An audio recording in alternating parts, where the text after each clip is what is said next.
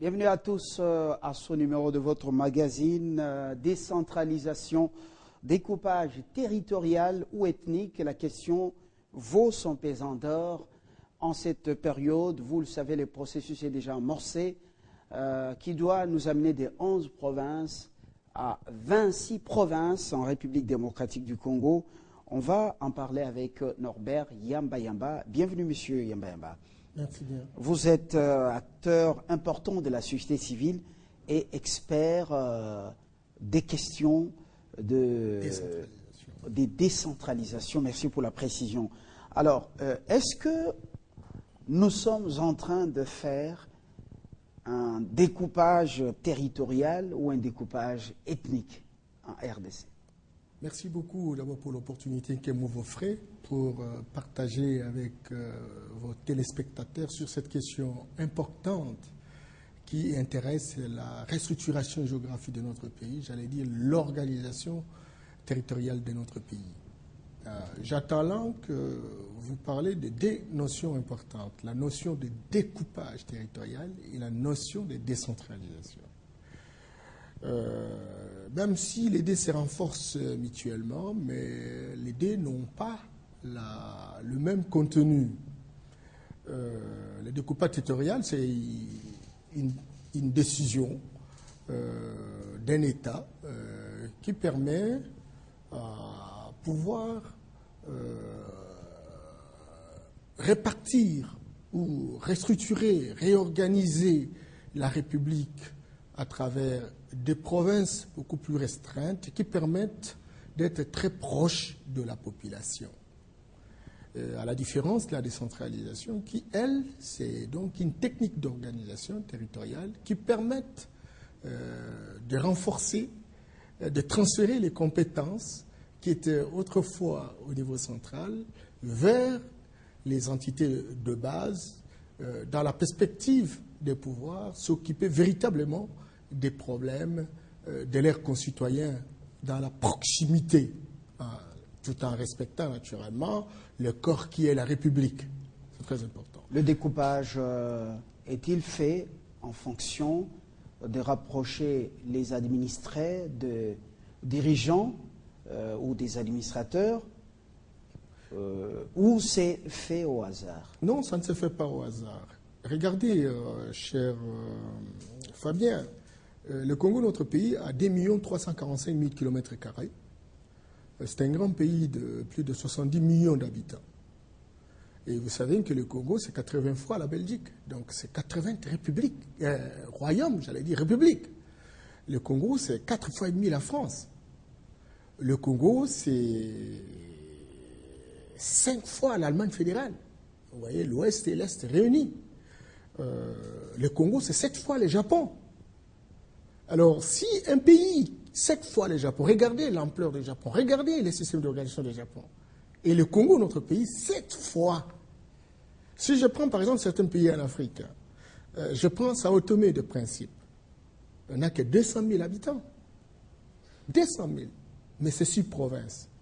Regardez le Congo avec cette dimension, n'a que 11 provinces. Regardez le Rwanda, 11 millions d'habitants, 26 000 km², donc probablement la même superficie que le territoire de l'Omila, 100 fois le Congo, et le Rwanda a 10 provinces, et le Congo n'a que 11 provinces. Je prends la Guinée équatoriale. La Guinée équatoriale a 650 000 habitants, mais dispose de 8 provinces. Je prends le Tchad, un pays de 11 millions d'habitants, mais dispose de 23 provinces. Prenons la France, qui est 4 fois et demi le Congo. Vous savez que la France a 38 000 communes. 38 000 communes. Je prends l'Allemagne fédérale, qui est 5 fois le Congo, a 16 700 communes. Et le Congo, notre pays, malgré sa dimension, ne représente même pas 100 communes. Ça, c'est un problème. Pourquoi commune? Pourquoi province? Pourquoi secteur? Pourquoi ville? Tout simplement parce qu'on voudrait par rapport à cette politique de réorganisation de la République, donner la possibilité à chaque entité de s'organiser, d'avoir un budget, d'avoir un programme de proximité, d'impliquer la population dans le monitoring, de travailler avec les différents partenaires, j'allais dire les différentes parties prenantes au niveau de l'entité, pour s'occuper du développement de cette entité. C'est vrai que l'entité dépendra également de la nation, de la province, du gouvernement central, parce qu'il y a une répartition des rôles, à ce qu'on appelle les compétences exclusives et des compétences inclusives. Et donc, l'entité en tant que secteur, vous savez que je vis en France, par exemple, vous avez des groupements au niveau village qui sont des communes. On leur donne la possibilité d'avoir la personnalité juridique et la capacité d'avoir un programme, la capacité de résoudre les problèmes de leurs concitoyens. Au niveau du groupement, nous ici, comparaison n'est pas raison. Comparaison n'est pas raison. Norbert Yambayamba, la France vient de très très loin et le Congo est encore un peu aussi très très loin de la France. Mais à la lumière de ce qui se fait sur le terrain, nous allons d'abord au centre du pays. La province du Kasaï oriental est repartie selon la nouvelle configuration. Doit avoir 3 provinces. La province de l'Omami, la province du Kasaï oriental là-bas et la province du Sankourou. A-t-on découpé selon les ethnies? Est-ce que vraiment c'est un découpage territorial? Merci beaucoup, cher Fabien. Cette question elle est très importante parce qu'il y a beaucoup de gens qui hésitent encore. On prend la province de l'Omami pour justement, on sait que ça c'est les Bassongi. Je vais répondre. On laisse le Kasaï oriental essentiellement au Baluba et puis on prend le Sankourou pour les Batete là. Oui. Est-ce que ce n'est pas un découpage ethnique? Merci beaucoup. Je vais revenir à la question, mais je voudrais simplement rassurer les téléspectateurs, rassurer les autorités de la République, que lorsque j'ai eu une mission à l'époque de pouvoir évaluer les découpages de la République, j'ai été à l'est de la République. Et c'est là qu'il y a eu la première expérience en 1988, où le Grand Kivu a été réparti en 3 provinces. Le Sud Kivu, le Nord Kivu et le Maniema. Lorsque je discutais avec les différentes provinces, et je posais la question, si il vous était demandé de rentrer à la situation de 1988, vous étiez ensemble, toutes les 3 provinces, comme un seul homme me disait, pas question. Mais alors, en 1988, lorsque le maréchal Mobutu avait pris la décision de faire le découpage, tous n'étaient pas d'accord parce qu'ils estimaient qu'ils étaient fragilisés. Et alors maintenant, le découpage mis en place dans un processus de décentralisation, finalement, ça a suscité une sorte d'émulation. Chaque entité s'est réorganisée. Chaque entité a bossé de telle sorte qu'elle arrive à de grandes performances. Et plus personne ne veut revenir à la situation de 1988. Il y a même des provinces qui avaient 1 200 000 $ le mois, lorsqu'on a appris que les provinces devraient gérer. Là, on parlait de retenue à la source, l'article 175 de la Constitution.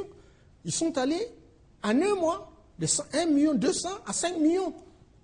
Et comme le gouvernement central tenait toujours à gérer les ressources qui viennent des provinces, et bon, c'est baissé parce que plus personne ne voulait faire un effort, etc. C'est pour vous dire que la problématique liée au fait que si l'on pousse la décentralisation dans une situation où les différentes entités ne sont pas viables, donc c'est la catastrophe, c'est un faux argument. Parce que la décentralisation elle-même, c'est un élément déclencheur de l'organisation, un élément déclencheur de moyens, un élément déclencheur de l'affirmation du leadership au niveau de l'entité. C'est très important, encore que la population est impliquée dans la perspective de rendre performant les entités. Alors pour revenir à la question, vous prenez bien l'exemple du Kasaï oriental. J'ai aussi, sincèrement, M. Fabien, eu l'occasion de parcourir le Kasaï oriental, future province, Tshilenge dans son ensemble. J'ai parcouru la Lomami, future province. J'étais à Kabinda, j'étais à Mweneditu, j'étais à Lubao. J'ai aussi parcouru le Sankuru, partout, tout le monde voulait effectivement que ces entités deviennent véritablement des provinces. Mais attention, nous sommes dans un processus où nous n'avons pas encore très bien compris les tenants et les aboutissants.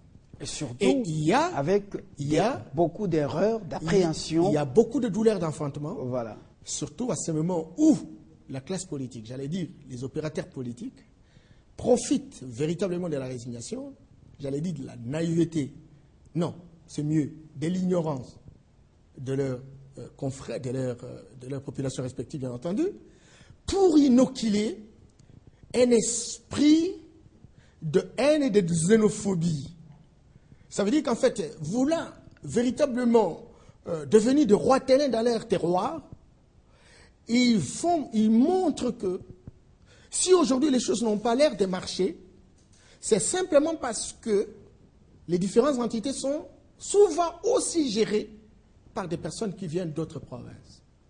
Et non seulement ça, les différents postes que les autochtones auraient pu assumer sont assumés finalement par les allogènes, ce qu'on appelle les allochtones, ceux qui viennent d'autres provinces.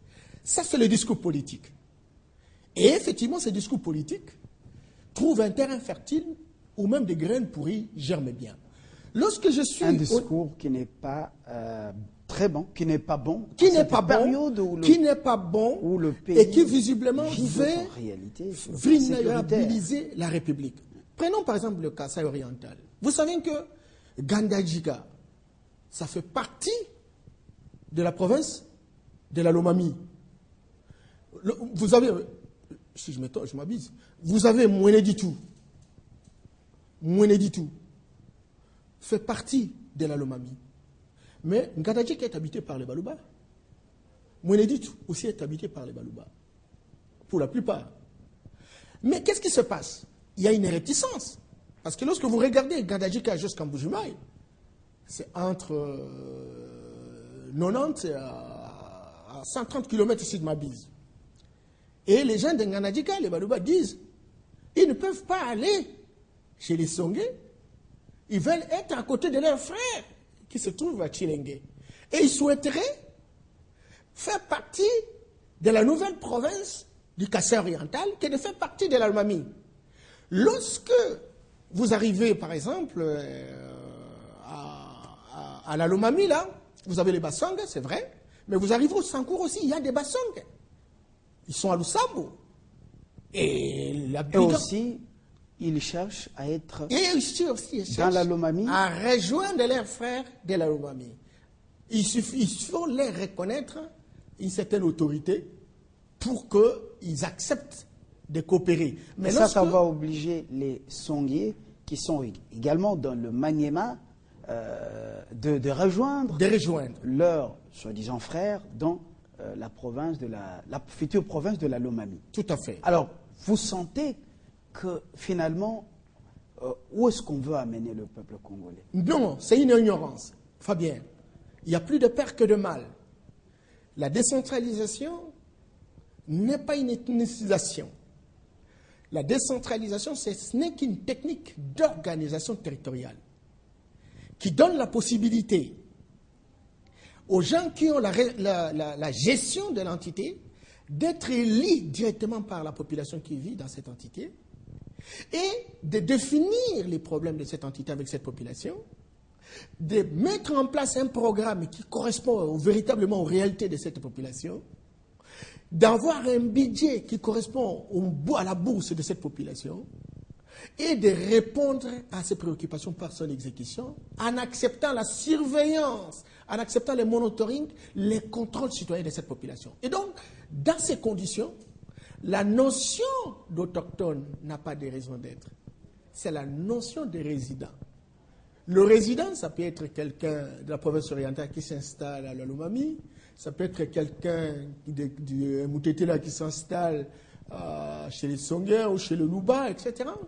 Parce que lorsqu'on dessert l'eau potable à la population, on ne va pas desservir seulement au Baluba de Chilenge, on va desservir par tout celui qui habite naturellement Tchilenge, et tout celui qui habite Tchilenge a aussi droit de payer les impôts. Et ce sont ces impôts qui visiblement constituent des ressources, de recettes qui permettent à Tchilenge de vivre. En tout état de cause, ce n'est pas ceux qui sont autochtones qui sont copropriétaires, qui sont propriétaires de l'entité. C'est tout le monde, y compris les résidents, les allochtones, les allogènes, qui viennent s'installer. Encore que la constitution de notre pays est très claire par rapport à cela.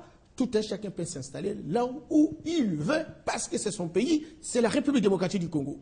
Mais les politiciens, profitant de l'état de la pauvreté de notre peuple aujourd'hui, ne cherchez pas des solutions véritables et des causes qui ont milité en faveur de l'aggravation de la pauvreté, trouvent une solution facile à dire, si vous êtes ce que vous êtes, simplement parce que les autres ont occupé vos fonctions, les autres ont pris vos responsabilités, et il faut qu'ils partent pour que vous puissiez véritablement vous en servir. Mais je prends par exemple le Sankourou, pour terminer par rapport à ça. Si dans l'hypothèse que la province devienne véritablement celle essentiellement des autochtones, et vous verrez, après le départ de ceux qui sont considérés comme des allochtones, vous avez là, il va rester des autochtones, mais vous allez entendre forêt, Moutete la forêt, Moutete la savane. Et lorsque la savane reste elle-même, vous allez entendre la savane du nord, la savane du sud. Ce sont des spéculations à la zaïroise, ce sont des spéculations que je considère comme des douleurs d'enfantement liées à un peuple qui n'a pas encore pris conscience des enjeux des mutations sociopolitiques, encore que cela relève de la responsabilité de ceux qui ont la gestion de l'État. Pour faire comprendre cela, c'est comme ça que le ministère, j'allais dire avec le concours et l'appui de la Banque mondiale, y compris l'Union européenne, tous les partenaires au développement, se battent en longueur de journée aujourd'hui pour organiser naturellement des campagnes de sensibilisation, des lois et des textes réglementaires de la décentralisation, dans la perspective de faire une déprogrammation mentale, de faire un nettoyage psychologique des différents citoyens qui croient qu'en restant seuls, alors seuls de manière homogène, et donc ils vont se développer. Nous disons non. On a eu l'occasion, à certains moments de la République, voir des personnalités devenir gouverneurs, devenir maires de la ville, devenir bourgmestres de leur province, de leurs communes respectives. Mais ils n'ont rien foutu. Ils n'ont rien foutu, à la différence de beaucoup d'autres qui sont venus d'autres provinces et qui ont assumé des responsabilités. Donc, le problème n'est pas au niveau de lieux de provenance. Le problème repose au niveau de la capacité managériale, la capacité de ceux qui prennent la responsabilité, de savoir leur mission, de faire l'innovation et de donner un sens de direction. Norbert Yamba, vous avez compris pourquoi je vous ai laissé tout le temps pour expliquer ce que vous avez fait. Ce n'est que la première partie de ce qu'on amorce. Mais pour l'instant, nous vous disons merci de l'avoir fait et merci à vous également de nous avoir suivis. Je recevais Norbert Yamba, acteur très important de la société civile et surtout expert des questions de décentralisation en RDC. Un autre numéro pour bientôt. Au revoir.